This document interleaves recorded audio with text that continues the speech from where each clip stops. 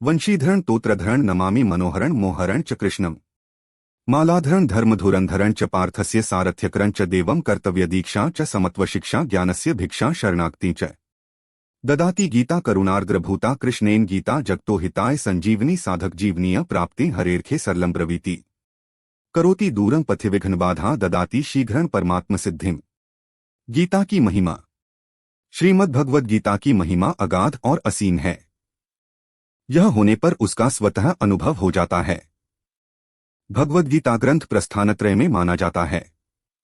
मनुष्य मात्र के भगवद गीता का उपदेश महान अलौकिक है। इस पर कई उद्धार के लिए 3 राजमार्ग प्रस्थानत्रय नाम से कहे जाते टीकाएं हो गईं और कई टीकाएं होती हो चली जा रही हैं। एक वैदिक प्रस्थान है जिसको उपनिषद कहते हैं। फिर भी संत महात्माओं विद्वानों के मन में गीता के नए नए एक दार्शनिक प्रस्थान है जिसको ब्रह्मसूत्र कहते हैं और भाव प्रकट होते रहते हैं। इस गंभीर ग्रंथ पर कितना ही एक स्मार्ट प्रस्थान है जिसको भगवद गीता कहते हैं। विचार किया जाए तो भी इसका कोई पार नहीं पा सकता।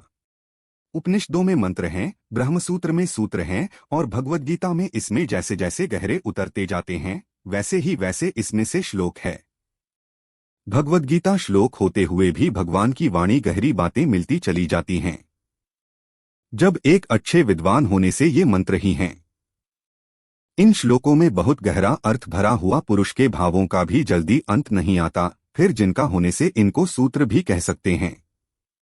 उपनिषद अधिकारी नाम रूप आदि यावन मात्र अनंत है, ऐसे भगवान के द्वारा कहे मनुष्यों के काम की चीज है और ब्रह्मसूत्र विद्वानों के काम की हुए वचनों में भरे हुए भावों का अंत आ ही कैसे सकता है।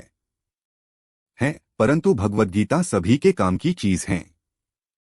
इस छोटे से ग्रंथ में इतनी विलक्षणता है कि अपना भगवद गीता एक बहुत ही अलौकिक विचित्र ग्रंथ वास्तविक कल्याण चाहने वाला किसी भी वर्ण आश्रम चीज है।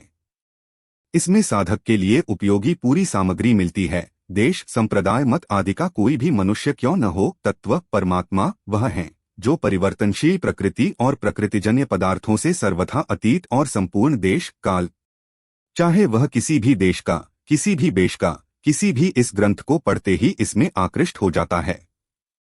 अगर समुदाय का, किसी भी संप्रदाय का, किसी भी वर्ण का मनुष्य इस ग्रंथ का थोड़ा सा भी पठन पाठन करे तो किसी भी आश्रम का कोई व्यक्ति क्यों न हो, इसका कारण उसको अपने उद्धार के लिए बहुत ही संतोषजनक उपाय यह है कि इसमें किसी समुदाय विशेष की निंदा या प्रशंसा मिलते हैं।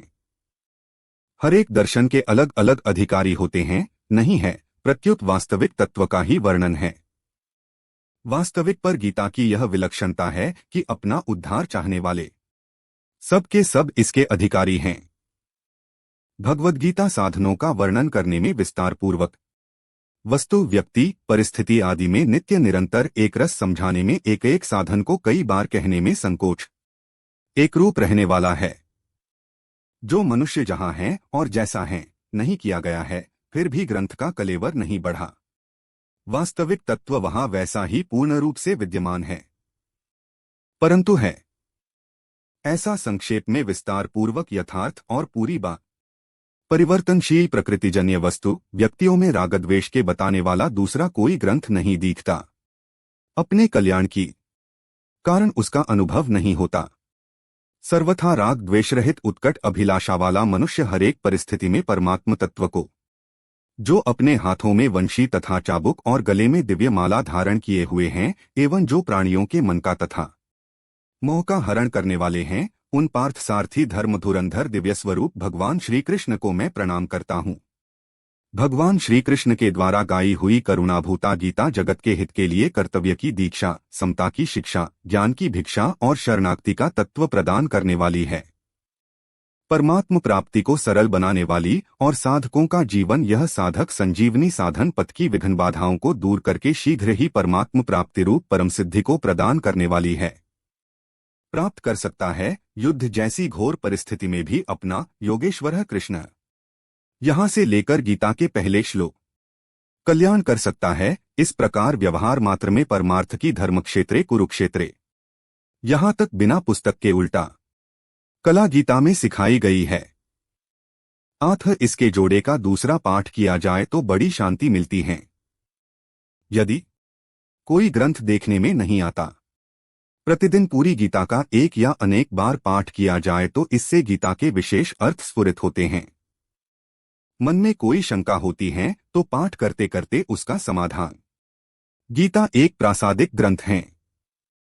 इसका आश्रय लेकर पाठ करने मात्र से बड़े विचित्र, अलौकिक और शांतिदायक भाव स्फुरित होते हैं। इसका मन लगाकर पाठ करने मात्र से हो जाता है। बड़ी शांति मिलती है। इसकी एक विधि यह है कि पहले वास्तव में इस ग्रंथ की महिमा का वर्णन करने में कोई भी गीता के पूरे श्लोक अर्थसहित कंठस्थ कर लिए जाएं। समर्थ नहीं है। अनंतम हिमाशाली ग्रंथ की महिमा का वर्णन फिर एकांत में बैठकर गीता के अंतिम श्लोक यत्र कर ही कौन सकता है। गीता का खास लक्ष्य गोता किसी बात को लेकर नहीं चली है, अर्थात द्वैत, अद्वैत, विशिष्टाद्वैत, द्वैताद्वैत, विशुद्धाद्वैत, अचिंत्य भेदाभेद आदि किसी भी बात को किसी एक संप्रदाय के किसी एक सिद्धांत को लेकर नहीं चली है। गीता का मुख्य लक्ष्य यह है कि मनुष्य किसी भी बात, मत, सिद्धांत को मानने वाला क्यों न हो, उसका प्रत्येक परिस्थिति में कल्याण हो जाए, वह किसी भी परिस्थिति में परमात्म प्राप्ति से वंचित न रहे, क्योंकि जीव मात्र का मनुष्य योनि में जन्म केवल अपने कल्याण के लिए ही हुआ है। संसार में ऐसी कोई भी परिस्थिति नहीं है जिसमें मनुष्य का कल्याण न हो। अगर